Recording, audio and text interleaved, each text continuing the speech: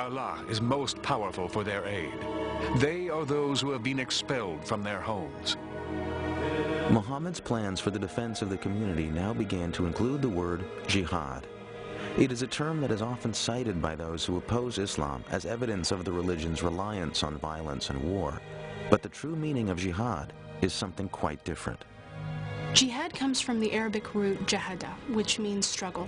It is consistently referred to as a struggle for the sake of God.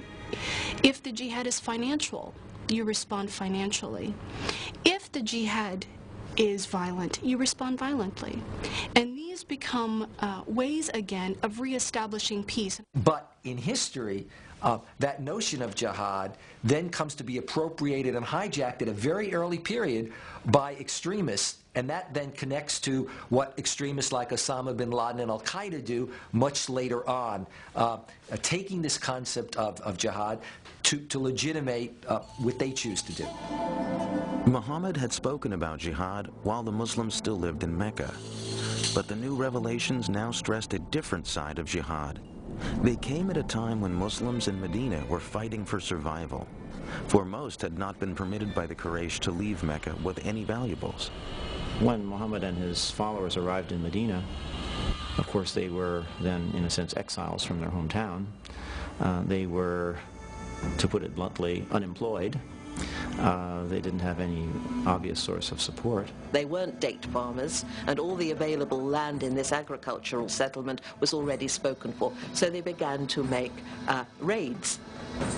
God had given Muslims the order to struggle. Now God's revelations allowed that struggle to include the right to survive. And so you also see the way in which jihad then comes to be defined as the right, and indeed at times the obligation, of Muslims both as individuals and of the Muslim community itself to defend itself, to engage in defensive warfare. Armed with the Quran's approval of defending their community, Muhammad chose a traditional Arab solution: defend yourself by attacking. Muhammad would lead an army to raid the most important Quraysh caravan of the year. Muhammad's plan was to intercept the caravan as it approached the wells of Badr near the Red Sea. But before his forces got to the wells, word of the Muslim army reached Mecca. Quraysh leaders were outraged that Muhammad would attempt to capture their caravan. 1,000 men marched out of Mecca to meet the Muslim army. Muhammad now knew the Quraysh would force him to fight. The night before the battle, the Prophet had no idea if his men were willing to die in what had now become war. But after listening to stirring speeches, his followers vowed to offer their lives for Islam. The Quraysh army outnumbered the Muslims by 3 to 1. But as the battle began, Muhammad revealed he had a great sense of tactics, and his warriors fought with ferocity. The Quraysh leaders had believed a show of force would be enough to defeat the Muslims. But by midday, it was the Meccan army that panicked and fled the field. The dedication and cohesiveness of the Muslim army had saved Islam.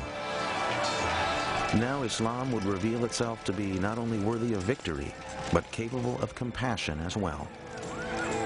After the first victory that the Muslims achieved at the Battle of Badr, the Muslims began in the usual Arab way to kill all the survivors, and Muhammad immediately had a revelation to say, no, this must stop. There must be no killing of survivors.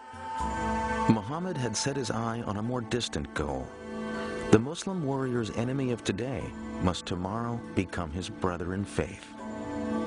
Say to those who are captives in your hands, if Allah findeth any good in your hearts, He will give you something better than what has been taken from you, and He will forgive you. The victory at Badr had great consequences. After the battle, converts from all over Arabia began to flock to Medina. Like the Muslims, these converts saw the victory as a sign of God's salvation and protection, similar to God's parting of the Red Sea for the Israelites. The Battle of Badr has enormous significance to the Muslim community, and I think that was the first political act that was successful, which cemented the the vision or the dream that Islam could establish a community. Islam could become a civilization. For 3 more years, the Quraysh army would try and destroy the Muslim community. They would win some battles, but always Muhammad and his followers struggled and survived as their numbers continued to grow. As the Meccan army struggled home after a final unsuccessful battle, their leader was at last forced to admit, "Every man of sense now knows Muhammad has not lied." Medina and the Muslim community were finally safe from attack. The Prophet was now poised for the final step in the pursuit of his destiny. That step would be his return to the holy city of Mecca.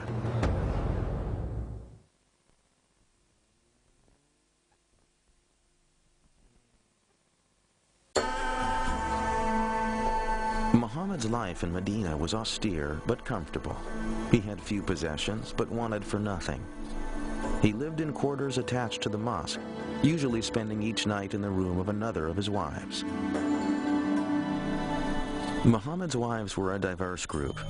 One was a Jew, another a Bedouin. One was even his cousin. Most were chosen for various political reasons, but a few, such as his third wife Aisha, were clearly matters of the heart. Muhammad now told his followers that revelations from God said each man was permitted to take no more than 4 wives, and the husband was required to treat them all as equals. Marry women of your choice, 2, 3, or 4. But if you fear that you will not be able to maintain justice between your wives, then marry only 1. The modern world has frequently come to view Islam as male-oriented at best and misogynistic at worst. But in truth, Muhammad's teachings brought women new rights that would not be achieved in the Christian world for centuries. The first was the right to life. The Quran forbade the practice of female infanticide, which had been common in early Arabia. Women were also given the right to an education, to be duly educated as men were, to inherit, which meant that they could buy and sell property, which again would mean that they would have to undertake business transactions.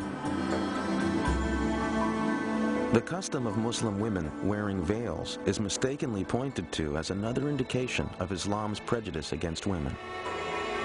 The emancipation of women was a project that was very dear to the Prophet's heart. There is nothing in the Quran about all women having to be veiled or secluded in a separate part of the house. This is a practice that the Muslims picked up 3 or 4 generations after the death of the Prophet. I feel that being a contemporary educated woman is far more in line with what the Prophet would have aspired for a woman than what we've seen maybe throughout recent Islamic history. Muhammad had achieved enormous success. His followers had grown in less than 20 years from a handful to thousands of devoted converts. But he could not complete his mission so long as the holy site of the Kaaba remained home to idols. In January of the year 630, Muhammad set out for Mecca at the head of an army of 10,000. As the Muslims approached the holy city, Meccan people made no attempt to resist. It was clear that the old gods of the Quraysh were powerless in the face of Islam. The Prophet had no desire for blood. He issued an amnesty as a symbol of his wish to unite all people as the children of one God. The only victims he sought remained sitting in the Kaaba. The Prophet entered the holy structure and proceeded to lead the destruction of all 365 idols as he recited the verse, "The truth has arrived and vanquished falsehood." Muhammad had validated his vision and proclaimed to the world the force and vitality of Islam. By the time of his death in June 632, the Prophet had brought peace to Arabia. He had transformed a religion of many gods into a powerful monotheism based on a moral and ethical guide for daily living. But Muhammad's death was actually the birth of the great age of Islam. Within 100 years, the words of the Prophet spread from Arabia to the world. As Arab culture mixed with Greek and Byzantine learning, an era of Islamic